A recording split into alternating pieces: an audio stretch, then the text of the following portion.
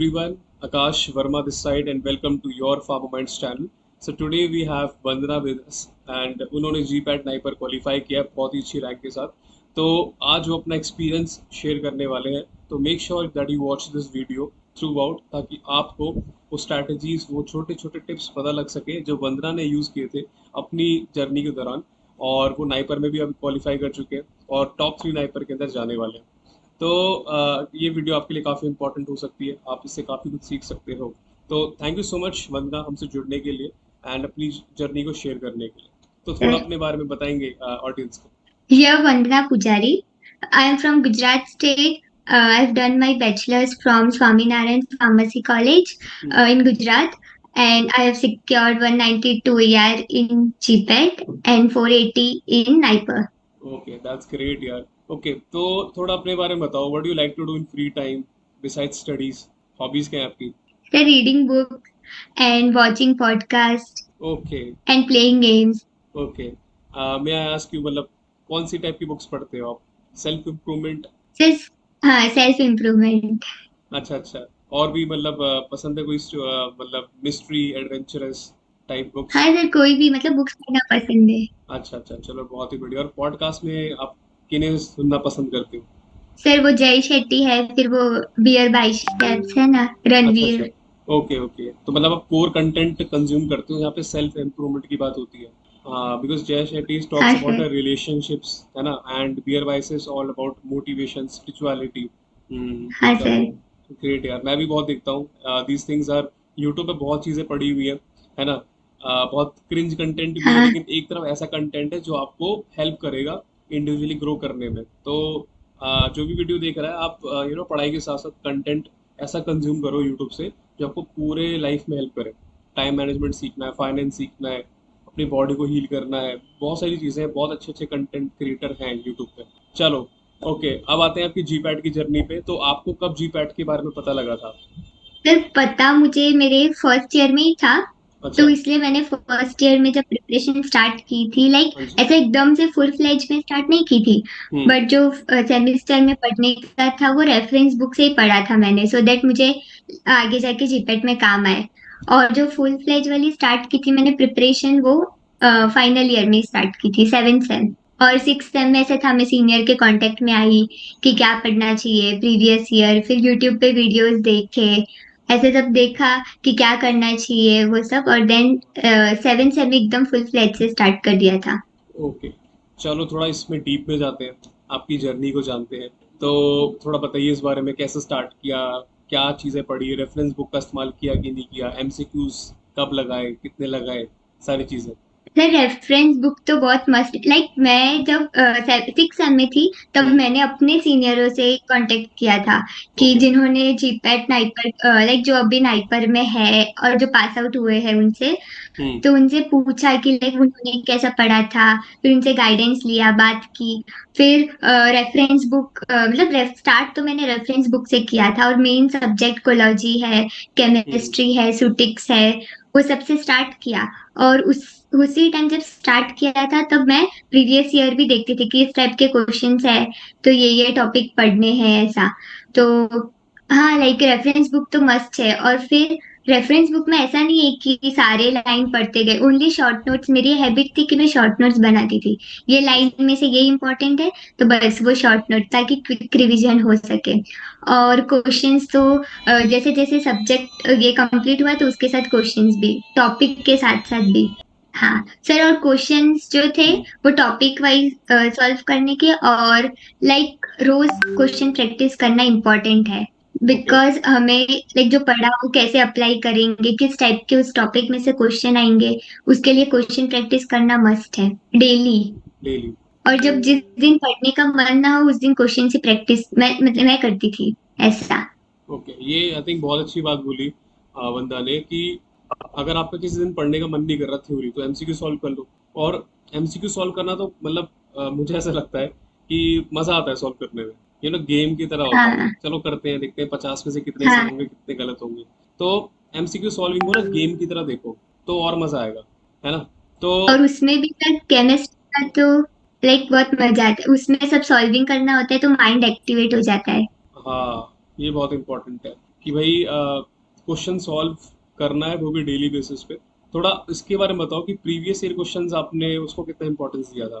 फिर दिया था, लाइक स्टार्ट किया था ना, तब जब इनामदार बुक में से करने गई तब बहुत टाइम लगता था स्टार्टिंग में, बिकॉज ट्रू। हमें सारे टॉपिक के बारे में आइडिया नहीं होता था। हम्म। तो स्टार्टिंग में एक देखा कि ये टॉपिक में से ये क्वेश्चन है, बट जब एक बार पूरा सिलेबस कंप्लीट हो गया, उसके बाद भी वापस सॉल्व किया था प्रीवियस ईयर। करना चाहिए, लाइक 5-6 टाइम्स तो प्रीवियस ईयर किया था मैंने, ओके, लाइक दैट्स ग्रेट। पहले स्टार्ट करने से पहले और उसके बाद उसका भी रिजल्ट किया दिख रहा था। है।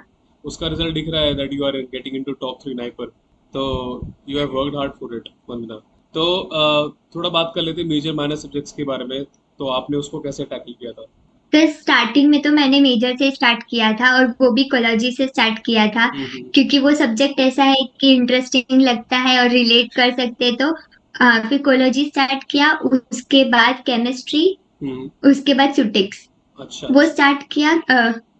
और उसके बीच बीच में माइनर सब्जेक्ट लेती थी, और माइनर सब्जेक्ट जैसे कि बायोकेमिस्ट्री हो गया, और ऐसे सब जो जो सब्जेक्ट थे ना, बायोटेक्नोलॉजी, माइक्रो, ये सब सेमिस्टर में आते थे। तो तभी मैंने नोट्स बनाए थे, शॉर्ट नोट्स वो। हम्म। और फिर जो कोचिंग जो हम पढ़ते, उसके हम्म। शॉर्ट नोट्स, तो माइनर वैसे ही किया था। ओके, दैट्स ग्रेट यार, दैट्स ग्रेट। अच्छा, ये बताओ कि आपने टोटल 20 सब्जेक्ट्स हैं हमारे जी पैट में, तो 20 के 20 कवर किए थे या कुछ एक आध सब्जेक्ट छोड़ा भी था? तो एक भी नहीं छोड़ा था, सब एक बार पढ़ लिया पढ़ था। लिया था एक बार? एक बार तो सारे सब्जेक्ट एक पढ़ना ही चाहिए, क्योंकि हम्म। अनप्रिडिक्टेबल आता है, कुछ ओके। समझ में नहीं आता कभी कौन सा सब्जेक्ट मेजर हो जाए। हाँ, हाँ, हाँ। कब ये एक्चुअली क्या है कि 4-5 साल पहले तक, जो ऑडियंस देख रही है, आपका जानना ज़रूरी है चीज़, कि पहले क्या था। 4-5 साल पहले तक ये चीज़ फिक्स थी कि फार्माकोलॉजी के इतने क्वेश्चन है। अभी भी फार्माकोलॉजी के वो लिखा रहता है कि इतने क्वेश्चन है, लेकिन अब हाँ क्या हो गया है, अब ना माइनर से क्वेश्चन ज़्यादा आने लगे सूटिक्स के अंदर। बायोफार्म के क्वेश्चन बढ़ गए हैं।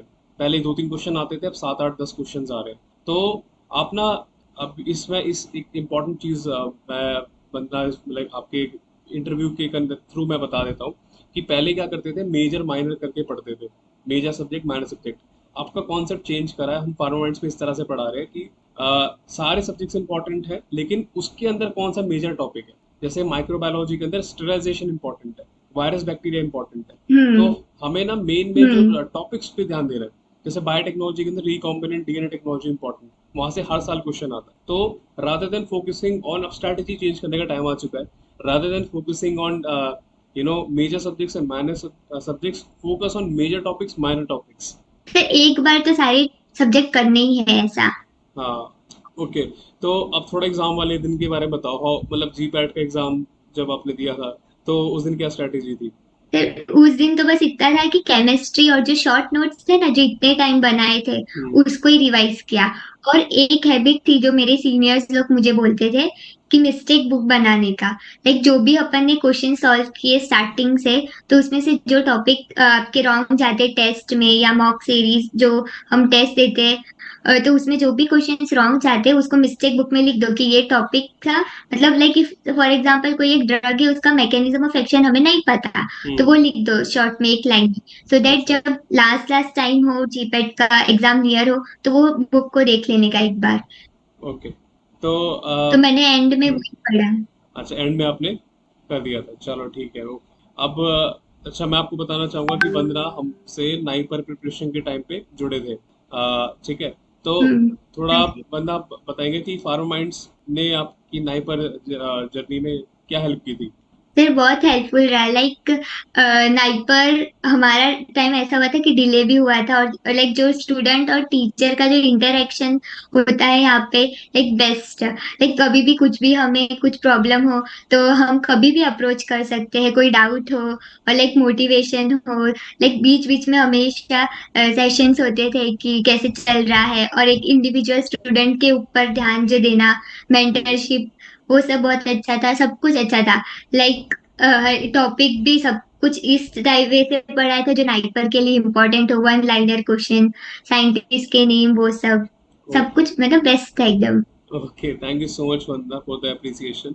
ओके। अब आता हूँ आपकी जर्नी में वापस जाते हैं। तो जब आप प्रिपेयर कर रहे थे जी पैट हाँ नाइपर नाइपर, तो वैसे बहुत ही चैलेंजिंग था। टाइम डिले हो गया, और फिर पेपर भी 2 बार हुआ। तो सर। उसके बारे में बात हाँ हाँ नहीं करना ठीक है, लेकिन जीपैट के बारे में आपने थोड़ा बताइए कि क्या चैलेंज आपने फेस किए थे उस टाइम पर। फिर जीपेट के टाइम तो ऐसा रहता था कि हमें एक तो एक बहुत बड़ा चैलेंज होता है कि सेमेस्टर को भी साथ मैनेज में करना। लेके चलो और अपना इसको और उस टाइम ऐसा होता था कि कुछ कॉलेजेस एकदम स्ट्रिक्ट होती है, जैसे जिस कॉलेज में थी वहां पे अटेंडेंस बहुत कंपलसरी होता था। हम्म। तो बस लाइक जो भी जूनियर्स या जो भी ये देखेंगे उनको ये है कि कॉलेज जाओ तो अपने शॉर्ट नोट से या लेके जाने का जो भी बुक है, और जो 3 आवर्स या जो भी टाइम मिलता है ब्रेक है, ऐसा हम यूटिलाइज करते थे कि ब्रेक है 30 मिनट्स का, उसमें 20 मिनट्स हो गए खा के तो 10 मिनट्स पढ़ लो ऐसा। अच्छा अच्छा। मतलब चैलेंजेस थे कि कभी ऐसा होता था मन नहीं हो पढ़ने का तो क्वेश्चन सॉल्व करो या यूट्यूब पे वीडियोस देख लो। ओके, मतलब फुल डेडिकेशन आपकी तरफ से। हम्म। तो देखो, मैं एक चीज़ बताना चाहता हूँ जितने भी बच्चे ये वीडियो देख रहे हैं, कि बहुत बच्चे कंप्लेन करते हैं, सर हमारे सेमेस्टर्स चल रहे हैं और जी पैट का अभी नहीं हो पाएगा, हम एक डेढ़ महीना रोक देंगे। ठीक है, लेकिन अगर आपको रैंक लानी, इतनी अच्छी रैंक लाए हैं वंदना, 192 रैंक, 62,000 बच्चे पेपर दे रहे हैं और उसमें आप रैंक लेकर आए 192, कितनी बड़ी बात है। और वो क्यों लाए, उसका रीज़न है। उसका रीज़न क्या है कि यार आधे घंटे का ब्रेक है, 20 मिनट उसमें खाना खा रहे हैं, 10 मिनट जो मिल रहा है उसको भी यूटिलाइज कर रहे हैं। ठीक है, तो ऐसा नहीं है, देखो सबको ना भगवान ने 24 घंटे दिए, है ना। तो आप उसको यूटिलाइज कैसे करते हो वो ज़्यादा मैटर करता है। सेमेस्टर्स के साथ भी जी पैट की प्रिपरेशन हो सकती है। ठीक है, हर साल बच्चे करते हैं। तो कभी भी इस चीज़ को लेकर डीमोरलाइज नहीं होने का, rather than focusing on your problems, try to focus on the solution, कि और कहाँ टाइम मिल सकता है, अच्छा यहाँ टाइम मिल सकता है, यहाँ टाइम मिल सकता है। ठीक है, तो वो सारी चीज़ें बहुत इंपॉर्टेंट है। एंड थैंक यू बंदा, आपने वो वाला पॉइंट बोला ना कि आधे घंटे में 20 मिनट एंड 10 मिनट वाला, ये छोटी छोटी चीज़ें होती हैं जो एक जी पैट क्वालिफायर या रैंकर निकलता है। ओके चलो, यस मैं, सर। हाँ तो आपसे मैं लास्ट में पूछना चाहूँगा, आप जो अपकमिंग, आप तो अब जी पैट नाइपर क्वालिफाइड हो, आप अपने आप में एक एक्सपर्ट हो, तो अब क्या टिप्स देना चाहोगे आप अपकमिंग एस्पायरेंट्स जो जी पैट के आने वाले, नाइपर के आने वाले। लाइक ये फर्स्ट टिप तो ये है सर कि कंसिस्टेंसी डिसिप्लिन बहुत इंपॉर्टेंट है। हम्म। लाइक इफ ऐसा कॉलेज हो तो भी ऐसा रखने का कि 6 आवर्स तो पढ़ने ही है, हम्म। कुछ ना पढ़ो तो यूट्यूब पे वीडियोस देख लो या कुछ ना कुछ ऐसा टॉपिक से टच में रहने का, और रिवीजन मस्ट है। और फिर यही कि अगर मॉक टेस्ट देते हो या कोई टेस्ट सीरीज देते हो उसमें मार्क्स भी कम आए कभी, हमेशा लाइक अप एंड डाउन होता है, तो उसमें डाउन होते डिमोरलाइज नहीं होने का। हम्म। लाइक एक टेस्ट में कम है तो नेक्स्ट में आएगा ही और उससे सीखने मिलेगा। लेकिन जितना टेस्ट में मॉक टेस्ट में जितने मार्क्स कम आए उतना अच्छा है, लाइक वो चीज हमें जो मेन रिजल्ट है जीपेट में उस पर इम्प्रूवमेंट आएगा कि इधर रॉन्ग किए तो वहां पे सीखोगे ऐसा। और बस कंसिस्टेंसी इम्पोर्टेंट है और टाइम मैनेजमेंट भी इम्पोर्टेंट है, और चीजों किस चीज को किस टाइम पे प्रायोरिटाइज करना ये भी बहुत इम्पोर्टेंट है। लाइक अभी थोड़ा टाइम डिसिप्लिन में, 1 साल डिसिप्लिन में रहे तो उसका जो पेन थोड़ा कम रहेगा, बट जो बाद में रिजल्ट के बाद जो रिग्रेट होगा वो पेन बहुत ज्यादा होता है। वो लाइव पर रहता है। हाँ तो आपने एक चीज़ बोली थी कि अ, जो हम प्रिपरेशन करते हैं, मतलब उसमें कंसिस्टेंसी और डिसिप्लिन तो आपने बताया, स्टार्टिंग में बोला था, एंड में बोला था, लेकिन मैं मिस आउट कर रहा हूँ वो चीज़, दिमाग से निकल गई मेरे, लेकिन वो बहुत इंपॉर्टेंट थी। आई थिंक एमसीक्यूज किसी चीज़ को लेकर आपने बोला था, मेरे दिमाग से भी निकल गया है। मैं भी बस उस पर मैं सोच रहा था कि मैं बोलूँगा आई थिंक, लेकिन वो दिमाग से निकल गया है। अगर मुझे याद आता है इंटरव्यू के दौरान तो मैं दोबारा से बोल देता हूँ उस चीज़ के बारे में। ठीक है, तो बाकी और कुछ टिप्स आप देना चाहो, any more for NIPER, NIPER के लिए आप अगर कुछ बताना चाहो, जी पैड का तो बताया, चलो नाइपर का भी देख लेते हैं। सर, नाइपर के लिए तो ये इम्पोर्टेंट है कि अ, जो बेसिक नॉलेज है ना सब्जेक्ट का वो होना चाहिए, और लाइक एकदम कट टू कट पढ़ना है नाइपर में कि वन लाइनर जैसा ही। और नाइपर ऐसा होता है कि जीपैट देने के बाद अगर इफ रैंक भी आ जाती है तो ऐसा एक खाली अपने को गेट ओपन हुआ है, अपना मेन अचीवमेंट नाइपर है। तो एब्सोल्युटली। उसमें या तो एकदम एक्साइटेड नहीं हो जाने का या एकदम डिप्रेस नहीं हो जाने का। मेरे तो ऐसा ही था कि 192 आया, बट एकदम एक्साइटेड होके इफ हम करते प्रिपरेशन तो वो नाइपर के जो प्रिपरेशन का टाइम है उसमें बहुत डिस्टरबेंस क्रिएट होता है कि हाँ 192 आ गया तो अब क्या, नाइपर में भी तो आ जाएगा। ये कॉन्फिडेंस होना बहुत जरूरी है कि हाँ, हम कर लेंगे, बट ओवर कॉन्फिडेंस भी नहीं। तो आपने सारी टिप्स दी, इस दौरान मैं भी दिमाग लगा रहा था कि मैं क्या भूला हूँ क्या भूला हूँ, तो मुझे याद आया। आपने एक अच्छा पॉइंट बोला था उस समय कि जब आप एमसीक्यूज अब लगा रहे हो और आपके कम मार्क्स आ रहे हैं, तो पीछे मत हटो, आप उनको टेस्ट को दो, क्योंकि गलतियां अभी करोगे तो बाद में जाके अच्छे मार्क्स आएंगे। काफ़ी बच्चे क्या करते हैं कि सिलेबस कंप्लीट नहीं हुआ तो नहीं दे रहे, मतलब हम बाद में देंगे, हाँ, हमारा सिलेबस हो जाएगा 80% हाँ, 100%, वो कभी कंप्लीट नहीं होता। तो मॉक टेस्ट दो, एक साल 6 महीने बचे हैं, कोई बात नहीं, मॉक टेस्ट देना स्टार्ट करो। गलतियां होंगी तभी तो पता लगेगा कि कौन से टाइप के क्वेश्चंस गलत करते हो। ठीक है, मार्क्स कम आएंगे, हाँ, लेकिन यहाँ पे कम आएंगे।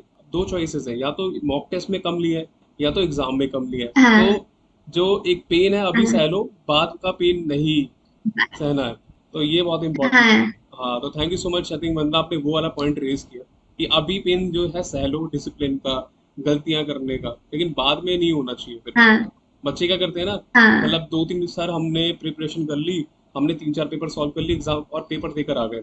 अब 100 में से 10 बच्चे तो निकाल लेंगे, लेकिन 90 अटक जाते हैं, क्योंकि बस 3-4 पेपर सॉल्व किए होते हैं। सर हम तो पढ़ रहे थे, हमारा सिलेबस ही कंप्लीट नहीं हुआ था, तो कैसे हो जाता है। हाँ, तो वो सारी चीज़ें हैं।